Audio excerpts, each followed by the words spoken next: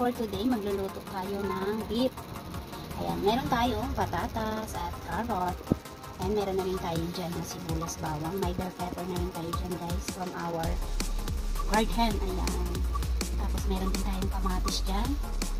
Ayan, meron din tayong Nor Cube and Mamasitas. May tomato paste tayo dyan guys. Ayan. Baka naman Del Monte, charot. Ayan. Ayan, meron din tayong Rino dyan guys. Ayan. Rino. Liver spread. Ayan. Tapos meron din tayong Eden na sarap. Ayan. And see you guys later. At babalatan lang natin yan para tayo ay makapagluto. At ito na nga guys yung ating nilinisan na beef.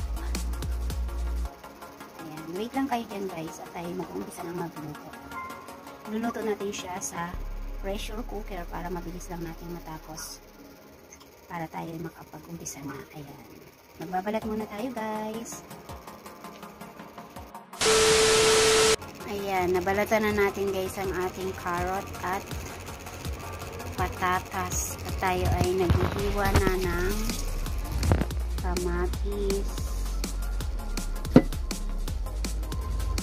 At magbabalat na rin tayo ng ating mga condiments. So, ayan na nga guys. Ito tapos na ang ating mga condiments. Nagayat na natin. Kaya tayo ay magluluto na. Ito yung ating bell pepper, garlic, kamatis at sibuyas. Yan, ipiprito lang natin siya guys. Igisa lang natin siya sa kawali.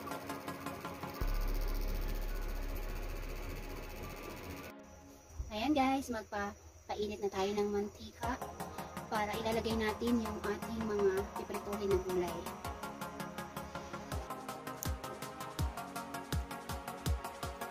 Ayan guys, magluluto tayo ng caldereta. Ayan, panoorin na guys kung paano tayo magluto. First time natin magluto yan guys. Ayan, nagpunan na tayo ng mantika.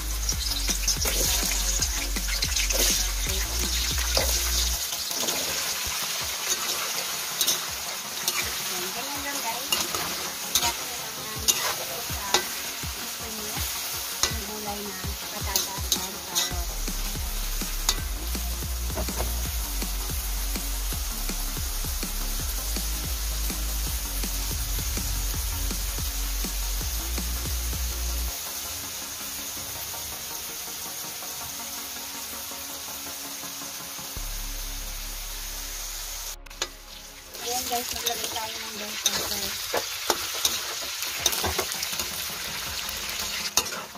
Ayan, tanggalin na natin guys yung gulay para hindi siya madurog. Ayan, hinang muna natin siya guys para hindi siya madurog. Para ilalawag natin mamaya siya pag okay na yung karne natin. Gigisa naman tayo ng ating bawang, kamatis, at saka garlic. And durugin natin yung kamatis. Yan, pag nadurog na yung kamatis, natin yung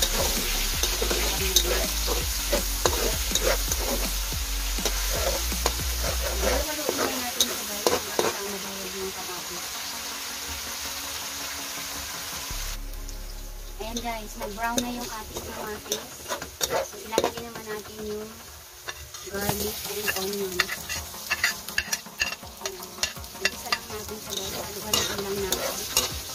Ang sinagay yung garlic and onion and garlic.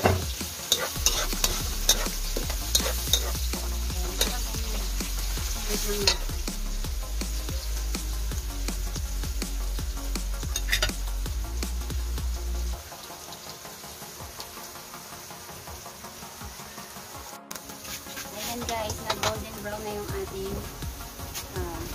garlic and onion. Kaya ilalagay na natin ang ating meat. Ayan yung ating meat ay Brazilian beef.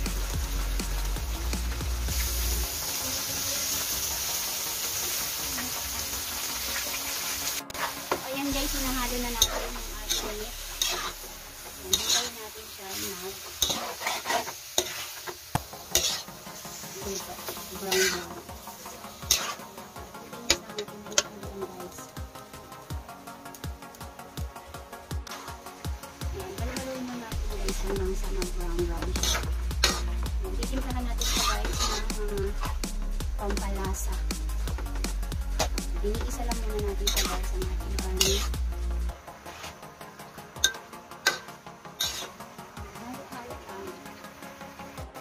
Ayan, medyo nag-brown brown na siya guys.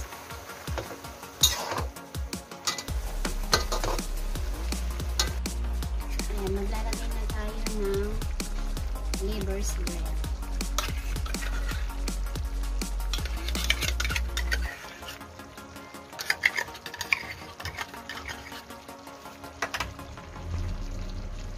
Ayan, nilagay natin siya guys yung isang maliit na lata.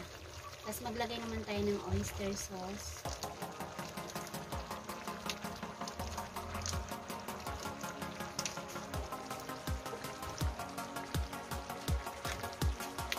Ilagay na rin natin ang ating tomato paste.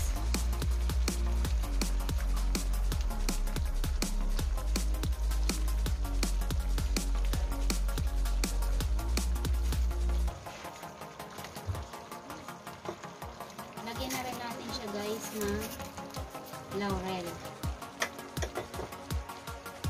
Dagdag palasa din yan guys. Tapos lagyan natin ng beet cube.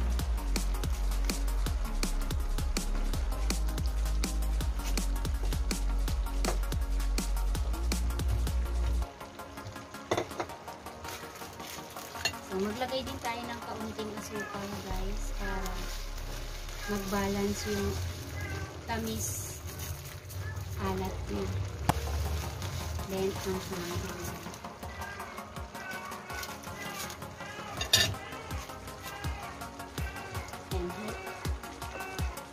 Wait lang natin guys at halu-haluin lang natin siya. Ayan, halu-haluin lang natin hanggang sa sama-sama yung ating nilagay na ingredients. Ayan, lagyan din natin siya rin isang kaunting paminta. Ayan guys, yung itsura niya. Hinalo lang natin. Maglagay din tayo ng kaunting soy sauce. May matatlong kutsarita soy sauce. Depende sa panlasa natin. Maglagay din tayo ng kaunting asin. Ayan. Ayan, halo-haloin lang natin siya guys hanggang mag-tulong nilagay natin ito.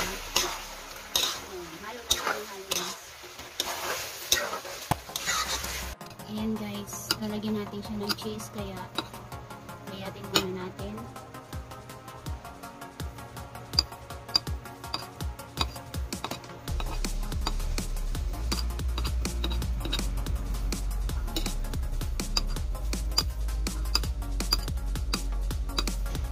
Ayan, kalahati lang guys yung nilagay natin dyan na cheese, ginaya. Ayan, kalahati lang yan guys. Ayan, ilalagay na natin yung ating cheese na ginaya. Tsaka haluan natin siya. Hanggang sa natin nilagay ng cheese.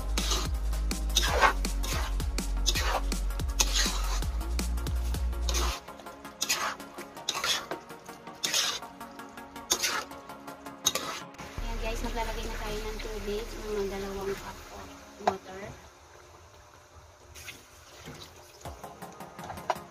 Haluin lang natin siya guys.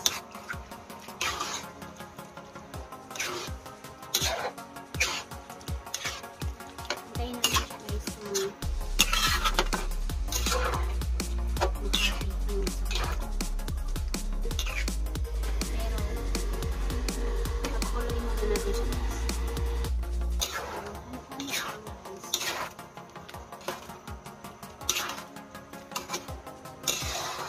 Ayan guys, ililipat natin siya sa pressure cooker para mas lumangot yung ating meat.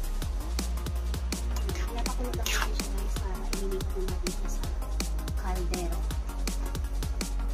Ayan guys, ililipat na natin dito sa ating pressure cooker. Dito natin siya palalambatin. Ayan. Ayan natin i-brown lang natin muna. Tapos, tatakpan na natin siya guys.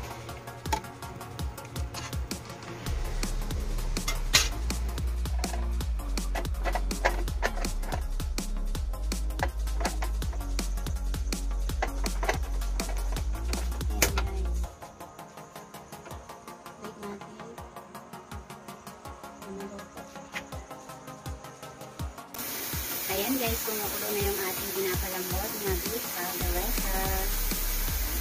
Ayan, meron na rin siyang 10 minutes ang nakalipas. So, kalahating oras natin siya i-pressure cooker.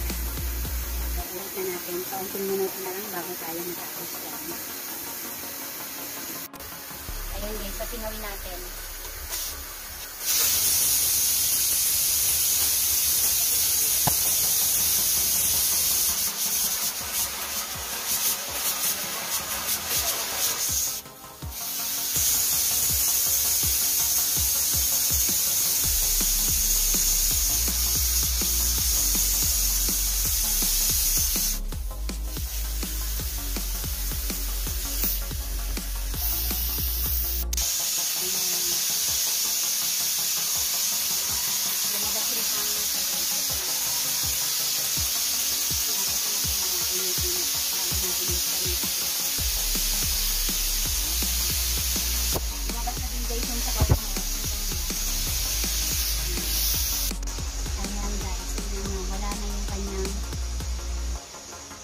Pressure.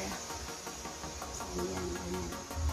Hintay natin matapos yung kanyang pagwawala. Charot. O, diba guys? I-open na siya natin guys. After kalahating oras. Ayan. Ayan na siya guys.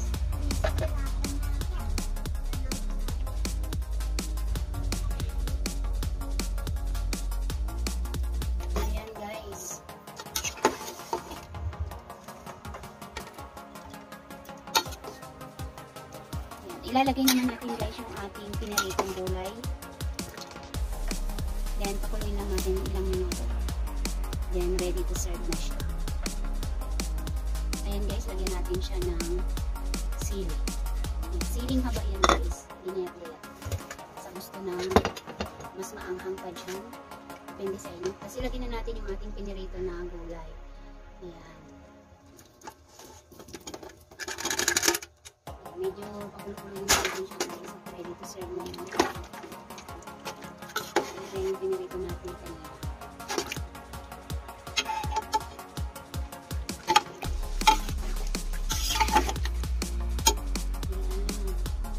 Yummy, yummy! Ayan guys. Ayan, sarap.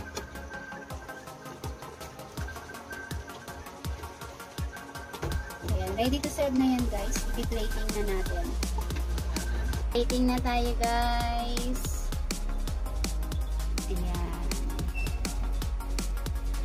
Ayan. Let's eat na tayo guys. Tikman natin yung ating niluto. Ayan.